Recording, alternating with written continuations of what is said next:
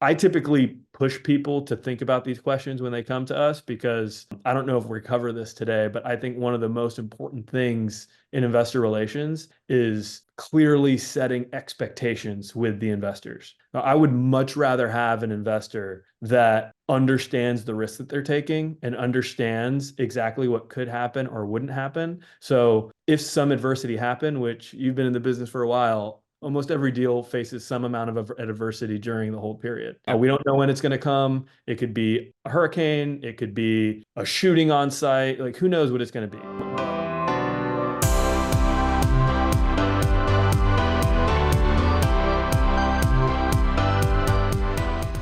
Welcome, everybody, to a new episode. Raising capital is the lifeblood for acquiring and operating multifamily properties, but it can be a major challenge. To explore the do's and don'ts of effectively raising capital, we have a special guest with us today, Chris Parrinello, the Director of Investor Relations at Viking Capital. Chris oversees building relationships with capital partners. Tune in as Chris gives us tangible tips for fostering meaningful investor relationships, having candid conversations even when they're tough, and generating genuine excitement around deals. You also learn the common pitfalls that erode investor trust. So let's dive in. Chris, welcome. Thanks, Nathan. Happy to be here. Yeah, always. Chris, you have an interesting story. I mean, you've raised capital nationally in the States, but unlike some capital raisers, you've also raised capital internationally. So can you tell us a little bit about your background, how you came to Viking, what you're doing before Viking, and kind of what your experience is in the capital raising kind of realm? Yeah, absolutely. So, just the high level is I've worked in private equity for just over 10 years. I started my career, as you mentioned, I'm working for a real estate firm in Nanning, the Guangxi province of China. There, I wasn't raising capital. What I was doing was helping them learn to locate assets they wanted to buy in New York.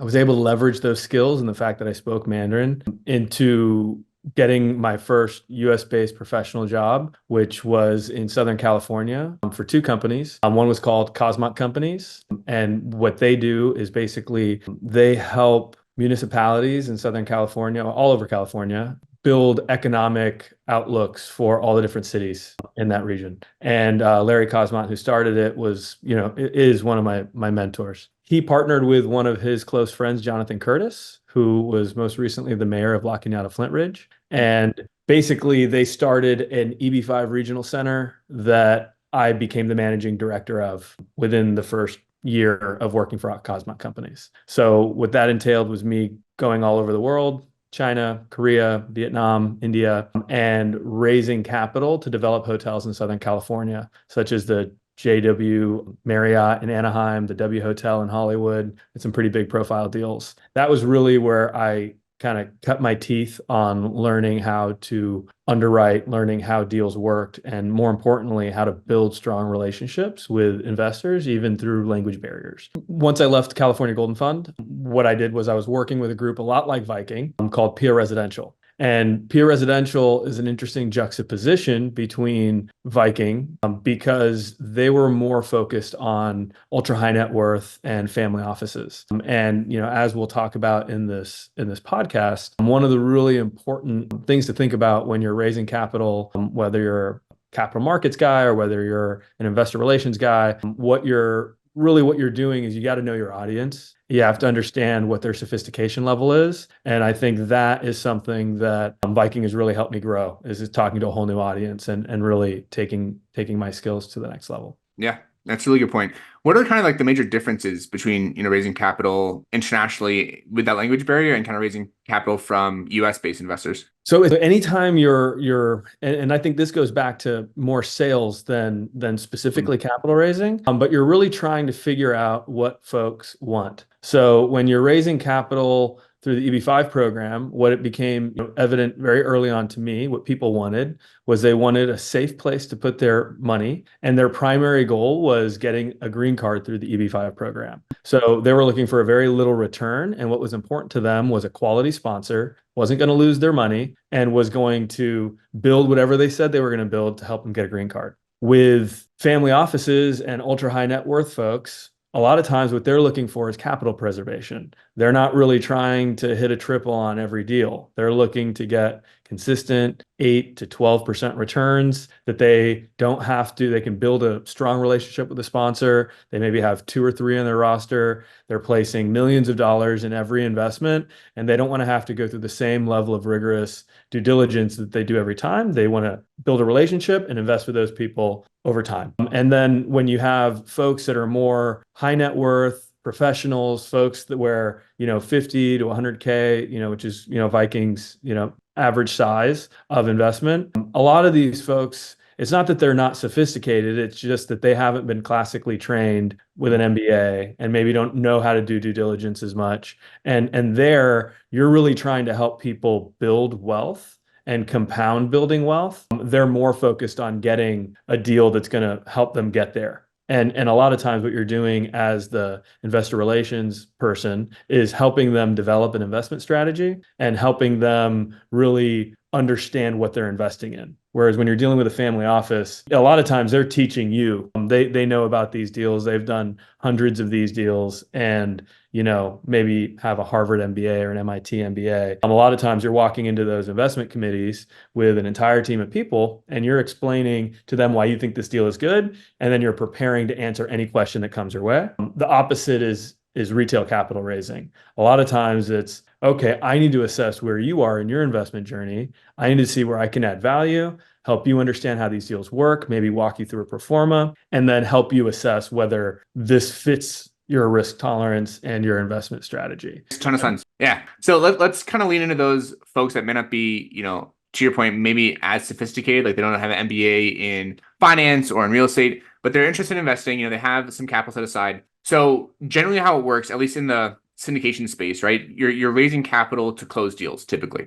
And so you have the general kind of costs of a deal, which would include, the purchase price, your renovation plan, and any kind of closing costs. And you have a loan that covers a certain amount of that kind of total dollar amount, right? And that difference between what the total dollar amount is and what the loan covers is the equity or the capital that you have to bring to the table. And for a syndication, that means, pooling capital from investors, from partners, and then that's kind of the capital that you have almost injected into the deal, right? What is kind of the typical timeline for funding, for raising capital? I know it's kind of an ongoing thing in most syndication companies. You kind of have two switches, right? You're either in capital raising mode or you're kind of more in an education, mode. But when it comes to actually, you have a deal, you're presenting to investors. What's the typical timeline that an investor could expect when speaking with an investor relations team? Yeah, so I like to break this up into 2 sections. So you have typically what we're going to get as far as IR, and a lot of times what you have to do is you have to combine investor relations and marketing because they just go hand in hand. So when our acquisitions department and any firm that I've worked for tells us that we have a property under LOI, the clock has essentially started. Prior to that, you may have had a couple weeks where you had a pretty good feeling that you were going to win a deal and you could start kind of whispering to folks, we might win this deal, people that want to have that information. But typically, once you get something under LOI, you're on a clock. So the goal would be, at least, at Viking, what I try to do is within 45 days, having all of the capital needed, within 30 days, having everything needed to close. There's always going to be extra capital that might be used for CapEx, might be used for something else. So ultimately, if you're trying to do a certain amount of deals per year and your goal is to have streamlined efficiencies within capital raising, you need to fit your timeline into the parameters of the agreement you set in that LOI. Yep. And when you have kind of that 45-day to 60 kind of day time frame that you're operating off of, the goal obviously is to, have investors excited about the deal, have them kind of be, ready to bite the bit as soon as you launch a deal, right? What information is available to investors when they get presented a deal, and what information might not be, immediately available to them? Yeah, no, that's a great question and that goes back to the 2 sides of sales and investor relations, marketing, however you want to put it. So the sales process and the marketing process is definitely geared towards catching people's attention. So that's what you hope to do, like right when you get something under LOI. So have your systems and procedures in place to where you have, maybe you're going to do a webinar, maybe you're going to have an email thread sent out with high-level details. Maybe you're going, depending on how big your team is, you might have a whisper campaign where you're calling all of your investors. If you have 20,000 contacts, like maybe you're not going to call every single one of them. But if you're just starting out and you have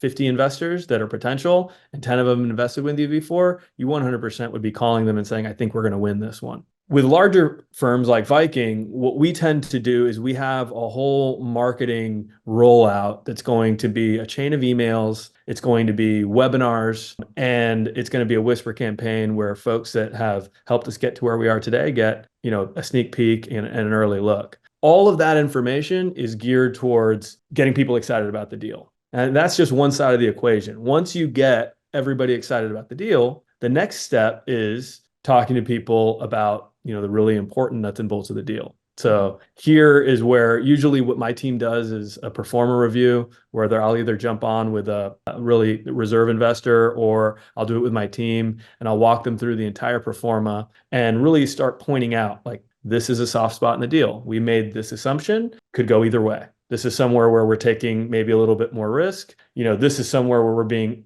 extra conservative, and this is why. This is the debt. So I think that the goal of marketing is that if we can build enough collaterals, materials, FAQs, performer reviews, to where when people get an email from us and they say, I'm interested, if we can answer 90% of their questions, then what I get to do when I'm on the phone with someone or someone on my team is I get to focus on building a relationship with the prospective investor. And that is the key to being successful at capital raising. Is if you're answering 1,000 questions that you could have answered with an ebook or a video, then you're not able to figure out where they are in their investment journey, what they like to see in a deal, and building into your CRM, all of these notes. So ultimately, people invest with other people. And once they feel comfortable that your firm is doing the right deals and has the same values and level of risk tolerance, it really becomes more about relationship building. Yeah. And that's kind of what I alluded to earlier, is like when you're in, capital raising mode, it's very deal focused. But when you're not in capital raising mode, you have this opportunity then to kind of prep or kind of get people warm to the idea of how deals work, how investments work, what they can expect. So when you do have a deal, primed and ready, they're already also kind of primed and ready to go. You don't have to do that kind of initial stage of answering those questions that you could have answered, earlier on. So part of, again, crafting that story, I'm a numbers guy, right? I love the numbers and the underwriting. And so for me, it took me a little bit of time to really be able to kind of pull a story out of the underwriting, right? Where, now it's almost like the Matrix, where I can like look at underwriting and kind of see this whole different like story and, risk profile and return profile. But curious, the way that I see it is kind of like a fabric, almost like a waterbed between the marketing, the sales, and the acquisitions team. Because really at the beginning of any kind of capital raising phase, you have the acquisitions team that's gathering all the data, gathering information about the deal, that then presents it to marketing and IR, who then kind of use that information and then ultimately come back to the acquisitions team once investors are familiar with the story, and then really dive into the numbers and hopefully have those numbers justify the story that was initially presented. But what we know is that like not everybody has the same preferences or takes to the same story. So how do you really like understand an investor's preference, risk tolerance, and then kind of craft the story to really have it be the easiest absorbed by them? Yeah, I think you hit the nail on the head with, when you're in downtime, like when you have no deal. This is when you can reach out to people and you can ask them what they like. You can do surveys, you can figure things out. And then when you do have a deal, you meticulously take notes and you build mental notes. So you have certain investors that like certain things, and you as you're building these relationships, you're learning more about people's interests. So one of the things that I love that Viking does is we do these investment committees every time. You're prepping a couple of them right now. We give all the executives at the company a seat at the table, and we basically just beat the deals up and see if they still make sense after everybody has their misgivings of why the deal may or may not work. And my unique perspective that I bring to that table is investor sentiment. So one of the things that I'm very intentional about is when I'm talking to investors or we're doing the whisper campaigns, what I train my team to do is to ask people questions. Hey, what do you think about this deal? Did you see the last deal we did? I know you didn't invest in it. I'm going to send you the materials. Let me know what you think. People like being asked their thoughts and being able to give feedback. And the more feedback you get, the more the more I'm able to go to the table and say, man, this thing's only going to have a 3% cash on cash in year one. Like, our investors aren't going to go for that. They're looking for cash flow right now. Mm-hmm. Or maybe it's the opposite. Maybe it's a development deal and they're like, well, a lot of investors are telling me that they're more concerned with capital preservation today and less concerned with cash flow. Being able to bring that to you and Judah and say, no, you guys can look at deals that don't have cash flow. People want capital preservation more than they want cash flow right now, allows you to bring the right deals to the table. So I would argue that regardless of whether you have a deal or you don't have a deal, the name of the game is to make contact with people and to continue providing as much value and helping them understand that their feedback is incredibly valuable to us. Yep. Yeah. And getting that feedback is also, I feel like a sign of trust too, right? Like if your investors really trust you and the sponsor that they're working with, they'll be more open in sharing their feedback. What kind of questions, should an investor ask an investor relations team if it is their first kind of call, diving into an investment? Yeah. So the first thing that I do, whether investors know the right questions or not, is I always give them a set of materials that I think is going to get them the foundation. So Viking has a really great track record book that goes through every deal that we did. It goes through our values, what we look for in deals, what markets we look in. I think that's really important. A lot of times that information is talked about on the webinar, but not everyone has seen the webinar when they're interested. After that, the next question that I would ask for is I'd want to jump on with an investor relations person and I'd want to get to know them a little bit. I'd want to find out what they think is important. And that me personally, if I was investing in a deal, I'd want to figure out the competency level of the people that I'm talking to. And then after that, I would have preset questions that were based off of underwriting that I may or may not have seen. So a lot of times when you watch a Viking webinar, we might have a couple of slides that relate to, your true underwriting that's showing the high growth and showing the plan, the business plan that's going to create forced appreciation and cash flow. So a lot of times that's all you're going to see during the webinar stage. I have a bunch of questions built around how they got to those numbers. And usually what that would preempt is either me being sent a video of someone walking me through the performa or getting a chance to hold on to a locked version of the performa where I'm not going to ruin it and mess up all the numbers, but being able to look through the tabs and see,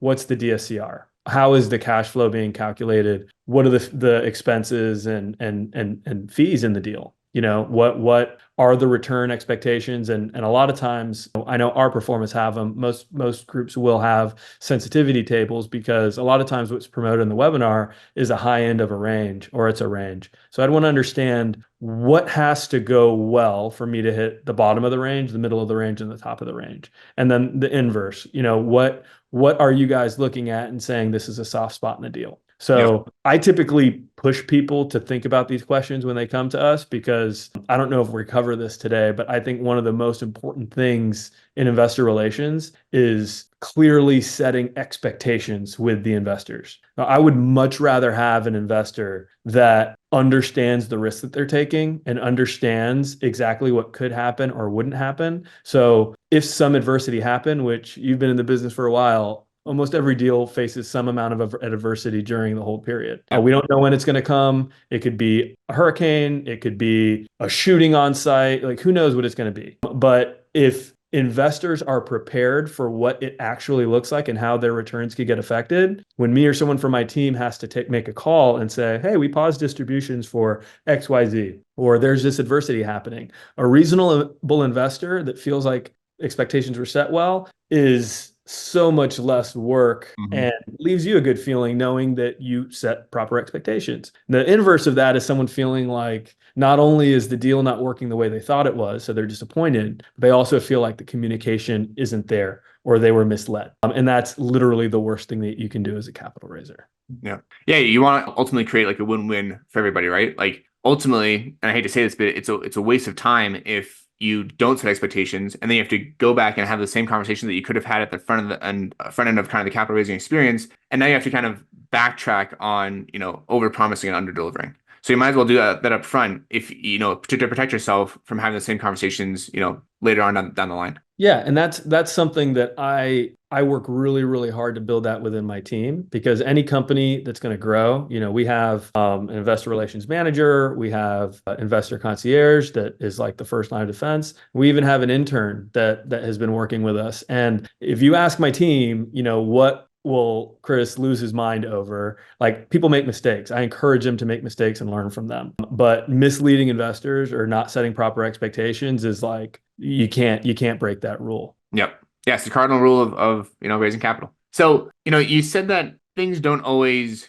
go well in a real estate investment. And a lot of the capital raising that we're talking about is very kind of front end heavy, where it's on acquisition, it's presenting the deal. But I think that a part that some people may overlook is that these investors that initially raise capital are in the deal for 3, 5, 7 years, and they're still your investor that you take care of. How do you effectively communicate project updates or addressing any concerns, or the distributions do have to be suspended? How do you have those conversations with those investors? Is it phone calls? Is it emails? What's kind of your strategy? Yeah, so typically, the way that we have things set up in Viking, and there's going to be some slight changes, coming up at the end of this quarter, is the say the bare minimum, but the standard operating procedure for most sponsors is a monthly or a quarterly report that's going to show financial statements, and it's going to have some sort of narrative of what's going on at the property. Did we use any of the CapEx money? Did we see any rent increases? Things like that. We're taking it a step further because I think,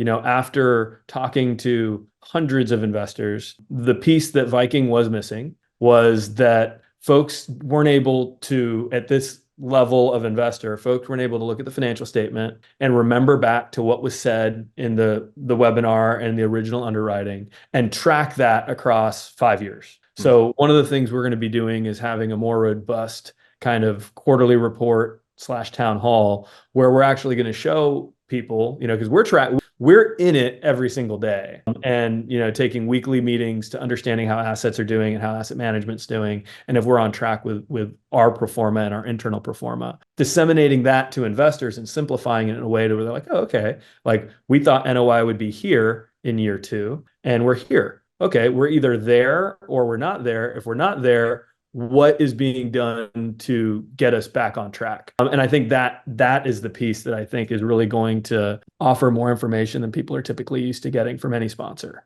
is being able to track that data. Yeah, it goes back to that whole story, right? Like the numbers tell one thing, but what's the actual story as to why we are where we are? That's the key question for any investor who's having these conversations is why. Why do you make these assumptions? Why do you choose, what's the upside here? What's the risk? Why are you choosing to move forward even given the risks? So there's a lot of kind of questions that I get about regulatory compliance and legal issues because you're dealing with the SEC and securities. What are some, important tips to properly navigate some of the regulatory requirements when you're raising capital? Yeah, I think the biggest one that always surfaces is, the SEC compliance with accreditation or non-accreditation. And you have 506B or 506C. One allows you to market the project, Instagram, Facebook, scream it from the mountaintops, hey, we have a project, come look at it. And what the SEC does, and they're doing it to protect investors, not the sponsors, they're doing it to make sure that the people that are getting targeted in ads are sophisticated enough and meet certain criteria in order to qualify for the investment. So you don't have a situation where somebody's pounding a paid ad on Facebook and you have someone in a retirement home get confused and invest the rest of their money into a deal, is the SEC's perspective on that. Now, 506B, it gives a lot more flexibility, but you aren't able to market to the public. So you're really regulated to using friends and family, and offering, whatever opportunity you have directly to them without any doing outgoing marketing. So I think that's the big compliance thing. And then further in that, realm is with 506C, the onus on getting proof of accreditation is on the sponsor. Whereas in 506B, a lot of it can be self-proclaimed by the investor. So what you have to do as a capital raiser is you have to have a system in place to where you're not accepting capital prior to confirming that people are accredited, getting those accreditation letters and filing them away to make sure that people are indeed, qualified to be in these investments. Yep. Yeah, it makes a lot of sense. There's a lot of talk about due diligence, and a lot of the due diligence revolves around due diligence of the project itself. But there's also an aspect of due diligence on the people, the investors that you're raising capital from, right? What are some of the risks of inadequate due diligence or not getting those accreditation letters that you talked about? Yeah, I mean, one potential risk is that, you get a few years down the road and that investor wants out of the deal. Then, you'll have a really tough argument to make with that investor that they are in an illiquid investment if they say, well, I was never accredited and I should have never been in this investment. And at that point, regardless of how good or bad the deal's doing, you're in a pickle because you didn't follow the rules. So that's one potential outcome. Now, the worst case scenario is, you just play fast and loose with the compliance and you don't do any of the things that you're supposed to be doing, and you find yourself with an SEC audit. And if you get audited by the SEC and they say, show me the accreditation letters for the 1,500 investors that you have in your system, and you have five, that's not going to be a fun situation that you're in, trying to go out and figure out who's accredited, who's not accredited, and having to work with any government entity is going to make your life a little bit harder. Yeah. During the capital raising process, you want to have everybody who has the right amount of money line up at your door, except for the SEC and except for the IRS. Those people can stay away ideally, right? Can you walk us through kind of the common pitfalls, kind of the major don'ts when you're raising capital? If you were kind of having to start over with the knowledge that you have, but not with kind of the team or systems that you have in place, what would you kind of avoid doing if you're trying to raise capital for a deal? So the biggest ones, so one big one is relying solely on the marketing efforts and not doing the part where we talk about risk. Now that it's really compelling when you have investors that call you up and they're like, no, I don't want to watch the performer review. Like, I'm good to go. I watched the webinar. I'm really excited. As the IR professional, there might be a situation where that's okay. Maybe that person's invested in 4 or 5 deals. They don't want to go through and watch the entire performer review. You're good. They understand the process. If you feel like this is their first investment, if they've said at any point in your intro call that this is the first time they're investing in an alternative asset or in this asset class, it's really your responsibility to force them, or at least provide them with the materials. If they don't want to read them, you can't make them do it. But you should try, because that goes into setting expectations. And I think sometimes you have all this stress on you because you're on a ticking clock of when you need the capital. And if somebody's willing to give it to you without asking a lot of questions, it's natural to just be like, let me take the capital. I get it in quickly. Boom, I can check off my list. I got 5 investors this day, move forward. And your typical sales process is going to tell you to do that, to not create any more resistance. But I think that it's important that you follow those rules, but not at the expense of investors not having proper expectations set. Yeah. So that's a big don't. Another big don't, I would say, is not having a CRM. And it's taken Viking some time to find the right CRM. We knew that it was important. You were even pivotal in helping us create like a worksheet that kind of acted as our CRM very early on. And the information that you can take out of the hundreds of calls that are made by an IR team, at least in a company this size, is really gold. And if you don't have anywhere to put that information, and you're not tracking, how quickly it takes from an investor to watch the webinar, to watch the performer review, and then to fund, then you're really flying blind on how quickly you can raise capital. And whether you're really successful or you're not really successful, like, the data is important and collecting the data is important. So having the proper CRM system to harbor that data, I would say not having a CRM at all is definitely a don't. Let's see. The other one I would say is ongoing, and even to this day, I work with my team to build these out, is you have to have SOPs. If you're wanting your company to grow, then your IR team, when you go from 100 investors to 500 investors to 1,000 investors to 3,000 investors, is going to grow. And even though, and a lot of times companies that are raising capital start out like 2 or 3 people. And a lot of times it's like 2 or 3 joint venture partners. They get 50 units under contract together. They're like, we could do this with other people's capital. Let's bring on an IR person. And I've talked to a lot of groups that have asked me to help them find the right IR person or find the right team. And at the end of the day, what that person should have done when they were doing all of the work was building out SOPs and detailing what they did. So if you have an SOP that says, when I talk to an investor, these are the 3 most important things that I'm trying to capture, and blah, blah, blah, blah, blah. And any of the things that you do, okay, you need an accreditation letter before you can accept an investment. What's the process of getting one? What questions? What do you send them? What do you do? Having all of this stuff detailed and having these SOPs clearly defined allow you to walk away from the company and the company still operate without you. So that's something I implore any capital raiser, if there's folks out there that it's him and his buddy from high school that are growing a multifamily company, even though what you need to do, write it down. So when you're able to move yourself up in the company and bring people on, that training isn't as arduous as it will be if you're having to start from scratch. Yeah, I love that. And that also helps bring, an aspect of intention into the calls too, right? Like, it's not just, just having conversations with investors. You're actively, hitting milestones and getting closer and more familiar with the investment, while also, building that personal connection, making sure you have the kind of that nuance in there, so it's not, a robotic script, but there are certain benchmarks that you're kind of moving forward during the conversation. And you really hit on it there, because the one thing that I hate is like scripting out a call, because then you're taking away, like if you're bringing on an IR person, chances are they're charismatic. They want to talk to people. They understand what's going on. They want to build relationships. And if I have to write down what you need to say in order to sell an investment, and you're just reading off of that, you're going to sound like just like a Filipino VA is doing it, someone that has no idea what's going on. You're just reading a piece of paper. So in all the SOPs that I build for my team, I'm more or less what the SOP revolves around on is what my expectation is that they're going to gain from the call. So if it's an IR script, it's like, okay, you need to understand where they are in their investment journey. You need to understand how much capital they're looking to place. And you need to understand at least one thing about a potential project that would excite them.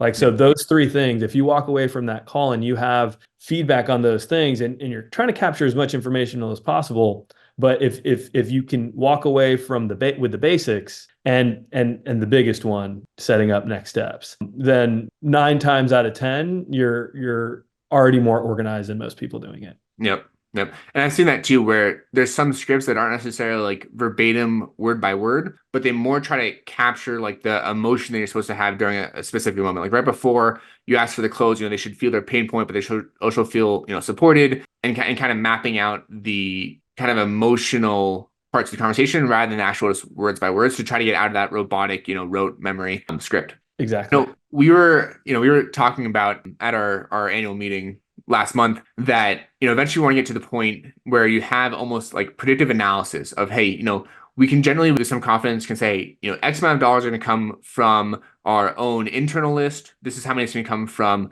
co-GPs, and this is the amount of dollars we need to allocate towards marketing for kind of the end investor count that we expect, right? But a good point that you added in is that, not all phases of the market are the same, and not all phases of the market will impact the investor relations and the conversations they're having equally too. So can you talk about examples of how economic trends or certain market dynamics can impact your capital raising abilities? Absolutely. And I think that is the issue.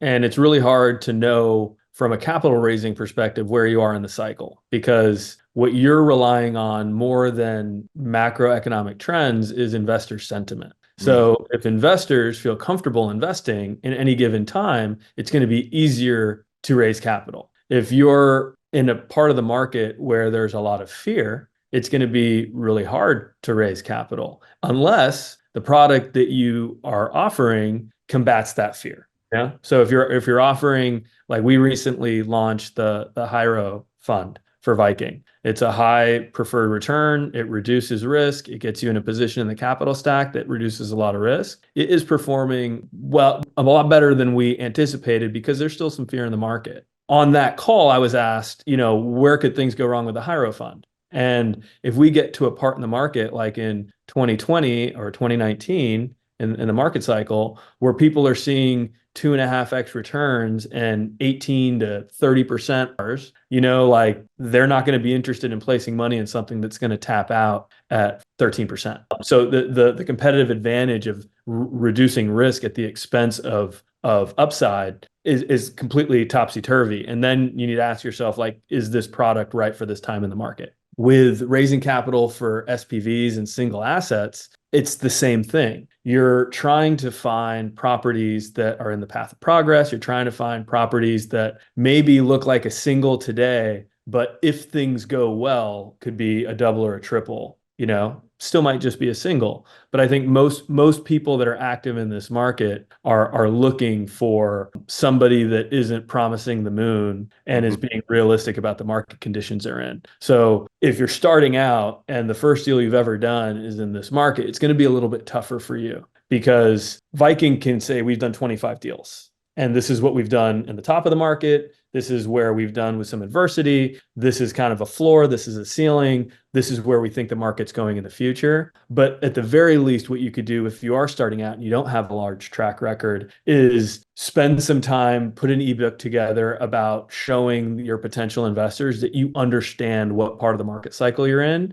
and that you understand which direction it could go, where you think it's going to be in 5 years, where you're going to be in 2 years. And this is also great fodder for those conversations that you have with folks when you're not raising a deal. Like a lot of the times I'm just picking up the phone and calling someone and being like, hey, haven't chatted with you in a while. I know you really follow trends really well. I wanted to get your feedback on this. You can ask somebody because you think they're an authority to give you feedback on it. And it's a 40-minute conversation. Chances are you're going to leave that conversation and both people are going to feel pretty good about the relationship. And you're showing that you value their opinion and that you're also tracking this data and wanted to chat about it. Yeah, most of the last part too, right? Like it's one thing to say, hey, this is some information I found, but it's a whole other conversation to say, hey, this is what I've been tracking, this is what I'm expecting, and then here, what are your thoughts on it? Because it helps one show your authority, but also shows that you are caring about their investment, right? You're tracking the market, you're tracking the dynamics that could eventually impact their investment. Yeah, I think it's the opposite, right? You're showing that you think they're an authority. So it's like a guy that invests with us that works for the SEC. Like I call him all the time. I'm like, hey, Yeah. what do you think about this? Like Yeah. you're closer to this. Like, and a lot of times the people, and I think that's the thing that kind of gets missed sometimes because you could have an IR department that is following a strict sales program and they're being told to hit these benchmarks and follow the script and do all of these things. But at the end of the day, every single person on the other end of the phone call is a person. They're an accredited investor, which means that they fit a lot of criteria. They're obviously intelligent. They're obviously successful. And as you're building that relationship, we have people that are tech executives. We have physicians. We have people that work in structured finance. Building that relationship, part of it is calling them and saying like, hey, you're a cardiologist and my mom just did this. And would you mind giving me a few minutes? Just like if they're investors call us all the time. And one thing that we didn't talk about, but I think is really important and that I definitely push for at Viking is I want investors to know that they can call us if they're looking at another opportunity and that we'll give them feedback on it. We're not going to charge them for it. We're not going to try to pressure them into one of our deals. They have a friend that has a background and knowledge in this field. And it would be irresponsible for one investor to have every single investment dollar in multifamily with only Viking. Vic, Ravi, our CEOs have money spread out amongst other sponsors because diversification is really important. And it's something that I've noticed when I bring that up and I tell investors, they're almost in disbelief that we're willing to look at the underwriting for another deal and give them feedback on it. But I think that it's those types of things that humanize what you're doing. And as you're building relationships, that's the part you can't forget, that you're dealing with another person. And at the end of the day, the same rules apply when you're making a friend than when you're building a relationship for business. Yeah, totally. And I love that you make people feel important too, right? That's the whole point of any conversation is do I feel cared for? Do I feel important? Do I feel like this person actually cares about me beyond just my investment, right? And that's the whole point of any investor relations team is to build those relationships with the people. That's ultimately what you're in the business to do, right? And so you have these situations where, you want to be mutually beneficial. Where to your point, if you call the SEC person and they're able to share some information, it's a mutually beneficial relationship, and people feel good about that. They feel good that they care and that they get not just calling up whenever you need their capital to invest in a deal, right? 100%. Yeah.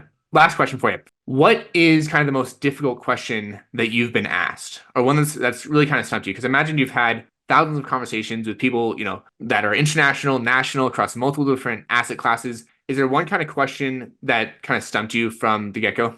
Honestly, the question that always stumps me to this day is when people say, if you were in my position, what would you do? I'm like, wow, that's such a complex question because I don't really know your full position. I don't know everything that you have going on. And now, instead of giving you the facts that I know, I'm having to put myself in your shoes, and I don't want, at the end of the day, I don't want them to feel like I'm just trying to take advantage of being able to answer that question and be like, I would invest with me. So it's a really I hate that question. And people, believe it or not, it's 50-50 where an investor, because if you do your job right and you help people understand the deal and you help people understand how deals work and all those things, and you build a good relationship, a lot of people do feel comfortable asking you like, well, what do you think I should do? Yeah, And it's it's tough. really like I try to continue to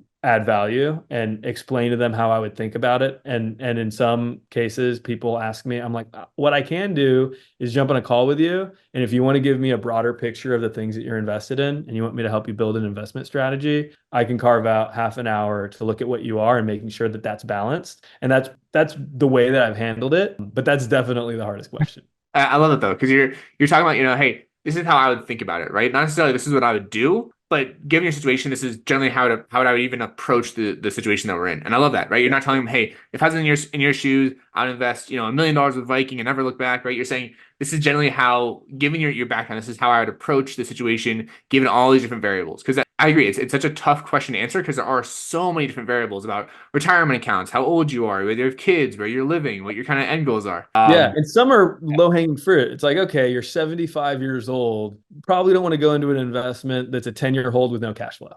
Yeah, Like yeah, that's probably not like where you want to be. Maybe class A where you're getting 10% and you're getting that paid current and you're prioritized in front of someone else. Like that's an easy one to say, like if your time horizon is here, regardless of how aggressive or conservative you want to be with your time horizon, like this makes sense for you here. That's one that I will give. And same thing with risk. It's like, okay, like what kind of portfolio are looking for? Like, what kind of net worth are we talking about here? Like, are you focused on capital preservation? You can ask some kind of probing questions, but sometimes people really just they just want you to tell them what to do. Yep. And it makes me very uncomfortable. Yep, totally. Right there with you. Awesome. Well, Chris, this has been great. I appreciate the transparency, you kind of pulling back the current on your wealth of knowledge and on the capital raising front. And I also love your ability to kind of reframe and focus on the people and the stories and the value of those relationships over the numbers, over the capital itself. Any kind of, last golden nuggets or words of wisdom before we hop off? No, I don't think so. Awesome. I appreciate you, Chris. I know your time is very valuable, so I appreciate you hopping on. Great. Thanks, Nathan. If you like this podcast, please hit subscribe or a thumbs up, and we'll see you next time.